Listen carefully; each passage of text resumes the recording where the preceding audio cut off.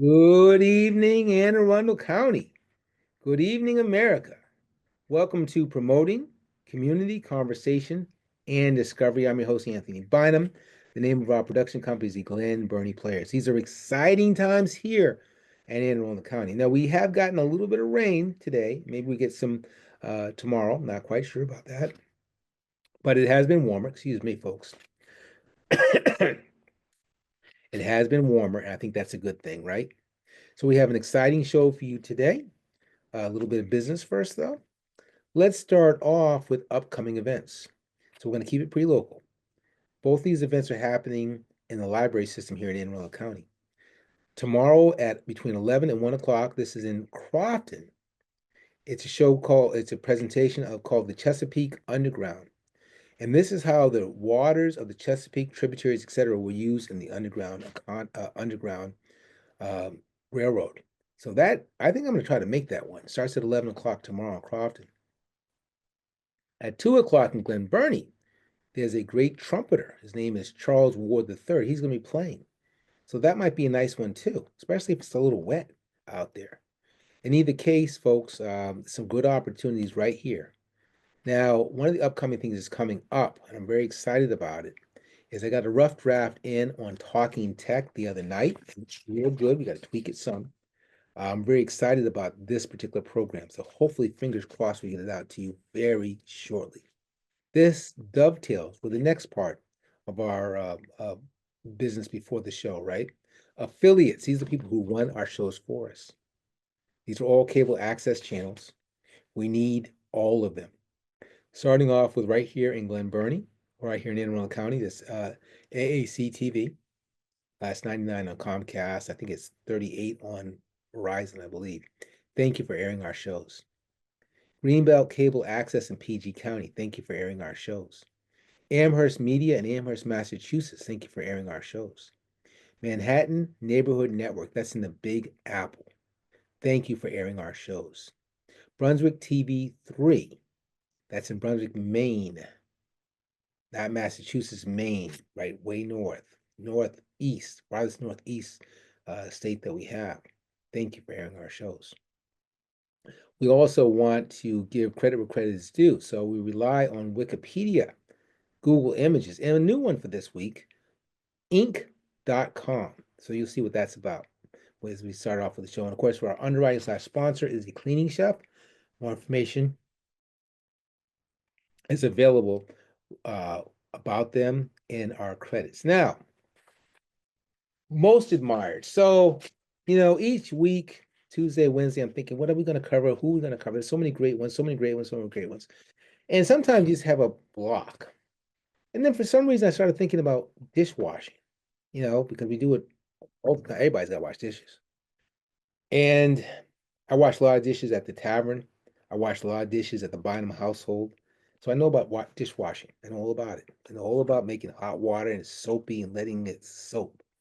But at some point, I've gotten kind of spoiled with this dishwasher. So I said to myself, who invented the dishwasher? So that brings us to our most admired for the week. Our inventor, her name is Josephine Garis Cochran. Now let's go to the share.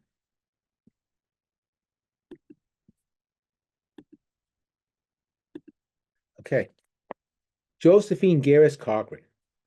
Now she was born 3/8/1839. She died 8/3/1913. She was born in Ashtabula County in Ohio. She died in Chicago, Illinois. So she was the daughter of a civil engineer and the granddaughter of an inventor. So she has some pretty good genes, right? In 1958, so at the age of 19, she married a William Cochran. And he had come back from the California gold rush empty-handed, didn't do well out there. But he somehow got involved with dry goods, probably talking about sugar and flour and things like that, grains.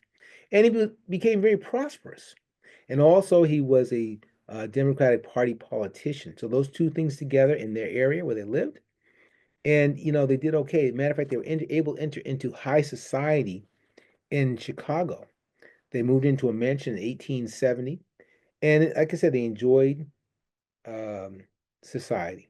He's a politician. She's got a prosperous business. She's doing hobnobbing with the guests, the best plates and all that stuff. And then all of a sudden it happens. After a dinner party, some of her heirloom dishes got chipped while she was hand washing them. But that pissed her off. So she started thinking right then and there, there's got to be a better way of doing this. And she resolved herself to build a dishwasher. Now, people had tried to build dishwashers before. There had been a couple of close calls, but no one had caught on. So in 1883, she's still probably tinkering with the idea. Tragedy strikes. Her husband dies, leaving her but $1,500 and a bunch of debt. This is not good. Now all of a sudden she has to make the dishwasher work for her survival. She files her first patent in December of 1885. She has a friend, George Butters. He's a mechanic. He helps her build the prototype. From there, she forms the Garis Cochran Manufacturing Company. This is later renamed Cochran's Crescent Washing Machine. The items are expensive, though, for individual households. It's hard to sell. It's $75 to $100 a piece. And homes in those days, even, some wealthy folks, they didn't have hot water. That must have been a shower in the morning, boy, especially in a place like Chicago. But hey, that's what it says. That's what it says. Now, she was able to sell to hotels and restaurants, though. In 1893, so I guess she's making it work. 1893, she attends the World Columbian Exposition in Chicago. And she wins awards, and now she's on the map. Okay. So, and also homes start investing in boilers, they have hot water.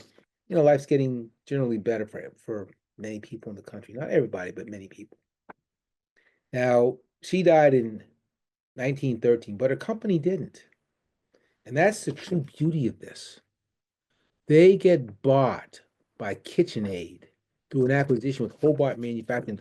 Those people are still around.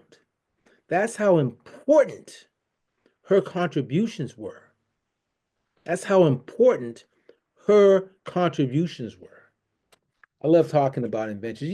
That's the one area in society, it seems to me, through the history of American society, if you could invent something and find a way to bring it to market, you could do okay.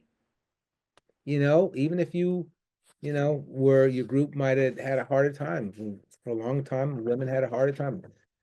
Certainly minorities had a harder time, right?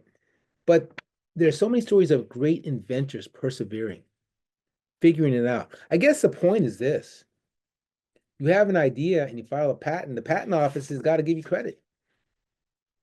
I guess that's how it works. So even if you can't bring it to market, it's still yours. You can at least ask someone if if somebody wants to buy it, they can at least try to buy it from you. You know what I'm saying? That's the beauty of America, and it cannot be understated. You have Martin Luther King said, you have a better mousetrap, the world will, what is it? The world will come to your door, something like that. You build a better mousetrap, the world will come to your door. He says something close to that. So anyway, for those reasons, Josephine Garis Cochran, you are our most admired. Hats off. Hats off. Hats off. Okay. So now something of consequence regarding Anne Arundel County. This week, I wanted to take a look at roller skating. There's a roller skating place in Odenton we used to go to when my kids were younger. It's called Wheel Skate Center. Now, like I said, at 1200 Odenton Road, their goal is to bring fun and healthy recreation to the community. They've been doing it since 1999. They have built their brand and reputation on wholesome, clean, safe, and family-centered entertainment. They do parties, pro shop sales, special events. So you see that one right there? It says birthday parties. But I bet if I flick this button here, group events, they say they do. So I guess that's the gist of it right there. Um, you go to those people, you want to have some fun. Roller skating is still a lot of fun, it still is. And let's not forget, you know, disco thrived on people who wanted to skate and dance because skating and you can stay on your feet is kind of dance. It's kind of is. It kind of is. So, yeah. So we're gonna stop the share. One more main thing to do though. So inventors, right? So, I was thinking, but I was thinking about great quotes from great inventors. So let's read a couple. Ethical teaching is weakened if it is tied up with dogmas that will not bear examination. That was Margaret E. Knight, inventor of the paper bag machine. I'm not quite sure what a paper bag machine, unless mainly that create paper bags, because we still use those today. So if that's her, woo, that was huge. Let's take a look at some more. It had long come to my attention that people of accomplishment rarely sat back and let things happen to them. They went out and happened to things. That's Leonardo da Vinci. Da Vinci. Now, he made a lot of stuff. How about this one? A person who cares about the earth will resonate with its purity. That's Sally Fox, inventor of the Fox fiber color cotton. Fox fiber. I guess that's another color. I'm not very familiar with that. Education is the key to unlock the golden door of freedom. George Washington Carver. Now that's my man, right? Inventor of multiple agricultural and food products. My man with the peanuts. What else we got? I cannot emphasize the importance of a good teacher. That says Temple Grandin, inventor of multiple animal handling devices. Okay, okay. If it's a good idea, go ahead and do it. It's easier to ask forgiveness than to get permission. That's Grace Murray Hopper, or Hooper, inventor of COBOL computer language. So I never did take any courses in COBOL. Not even sure if they're still using it, but I do know this. My claims director for many years, Jamie Sale, he used to say that one all the time. It's better to ask for forgiveness. It's better to ask for forgiveness than get permission. He used to say it all the time. I think he changed though. It's better to ask for forgiveness than beg for permission. That's what he used to say. But what else we got here? Be alone. That is the secret of an invention. Be alone. That is when ideas are born. Before anything else, preparation is the key to success. Oh, that last one was Nikola Tesla. And then the last one I just read, before anything else, preparation is the key to success. Alexander Graham Bell, another great. Genius is 1% inspiration, 99% perspiration. Thomas Edison. Woohoo! These are some heavy hitters, man. Heavy hitters. Oh, and we're going to stop with this one. This is a neat tie-in.